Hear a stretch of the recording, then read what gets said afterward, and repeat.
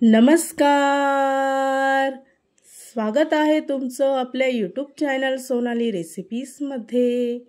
तर आजची खास रेसिपी आज आपण बनवणार आहे जगातील सर्वात सोपी व कमी साहित्य वापरून बनवा मैसूर पाक आणि अगदी हलवाई स्टाईल. खूपच सोपी रेसिपी आहे. पहिल्याच प्रयत्नात एकदम परफेक्ट तयार होणारी आणि या रक्षाबंधनसाठी तुम्ही ही रेसिपी किंवा ही मिठाई नक्की ट्राय करून बघा. चला तर मग या रेसिपीसाठी लागणारे संपूर्ण साहित्य व कृती पाहून घेऊ. मैसूर पाक बनवण्यासाठी एका पॅनमध्ये 1 वाटी तेल घ्यायचं आहे. इथे मी 1 वाटीला 2 ते 3 चमचे कमी असेल एवढं तेल घेतलं, कारण त्याऐवजी मी इथे साजूक तूप वापरणार आहे. तुम्ही फक्त तुपाची सुद्धा मिठाई इथे बनवू शकता. तेल व तूप चांगलं गरम करून घ्यायचं आहे. त्यानंतर एका कढईमध्ये 2 वाटी साखर घ्यायची आहे. त्यामध्ये त्याच वाटीने 1 वाटी पाणी घ्यायचं आहे. साखर पाण्यामध्ये पूर्णपणे वितळली की त्यामध्ये 1 वाटी बेसन पीठ घ्यायचं आहे. बेसन पीठ टाकायच्या आधी एकदा गाळणीने गाळून घ्यायचं आहे, नाहीतर त्याच्या गुठळ्या तयार होतील आणि मिठाई बनवायला वेळ लागेल. या मिठाईसाठी लागणारे संपूर्ण साहित्य मी एकाच वाटीने मोजून घेतलं आहे. तुम्ही सुद्धा असंच मेजरमेंट घेऊन जर का मिठाई बनवली आणि हीच ट्रिक फॉलो करत असाल तर पहिल्याच प्रयत्नात तुमची मिठाई एकदम परफेक्ट तयार होईल. त्यानंतर इथे तुम्ही पाहू शकता की मिश्रणसुद्धा व्यवस्थित मिक्स झालं आहे. त्यानंतर इथे आपण तेल गरम करून ठेवलं होतं, तर 2-2 मिनिटांनी 2 ते 3 चमचे तेल यात टाकायचं आहे आणि मिक्स करत राहायचं. त्यामुळे मिश्रणाला छान जाळी सुटेल. तुम्ही इथे पाहू शकता. या रेसिपीसाठी लागणारे संपूर्ण साहित्य व कृती मी तुम्हाला डिस्क्रिप्शन बॉक्समध्ये दिले आहेत, तर तुम्ही तिथे जाऊन चेक करू शकता.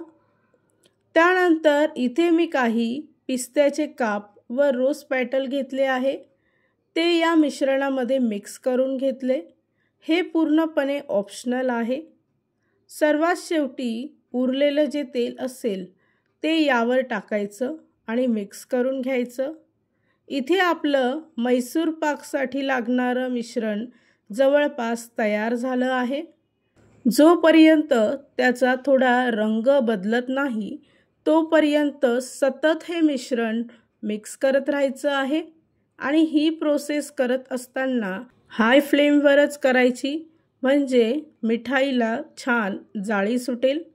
तर इथे आपलं मिश्रण तयार झालं आहे आणि त्याचा रंगही बदलला आहे. त्यानंतर आपण ही मिठाई सेट करूया. मिठाई सेट करण्यासाठी ज्या भांड्यात आपण मिठाई सेट करणार त्या भांड्याला तेल लावून घ्यायचं. इथे मी एक केक टीन घेतला आहे आणि त्याला तेल लावून घेतलं. तयार केलेलं मैसूर पाकचं मिश्रण यावर टाकायचं आहे आणि स्पॅच्युल्याने सेट करून घ्यायचं. मिठाई सेट करायला ठेवली की लगेचच 2 मिनिटानंतर सुरीने कट करून घ्यायची आहे, नाहीतर ती पूर्णपणे थंड झाली की मिठाई थोडी कडक होते आणि ती कट करता येत नाही. तर ही विशेष काळजी घ्यायची आहे. इथे आपल्या आवडीनुसार मिठाई कट करून घ्यायची आहे. त्यानंतर बरोबर तासभरासाठी ही मिठाई फॅनखाली ठेवायची आणि ती पूर्णपणे थंड झाल्यानंतरच त्याचे तुकडे करून घ्यायचे आहे. इथे मी सुरुवातीला मिठाईला कट मारल्यामुळे मिठाई अगदी सहज कट झाली आहे, तुम्ही पाहू शकता. आणि तयार झाली आहे आजची खास रेसिपी. खूपच सोपी, कमी साहित्य वापरून बनवा अगदी हलवाई स्टाईल मैसूर पाक. ही रेसिपी तुम्ही नक्की ट्राय करून बघा, तुम्हाला खूपच आवडेल. या रक्षाबंधनसाठी काही विशेष मिठायांची रेसिपी, त्याची लिंक मी तुम्हाला डिस्क्रिप्शन बॉक्समध्ये दिली आहे, तर तुम्ही तिथे जाऊन चेक करू शकता.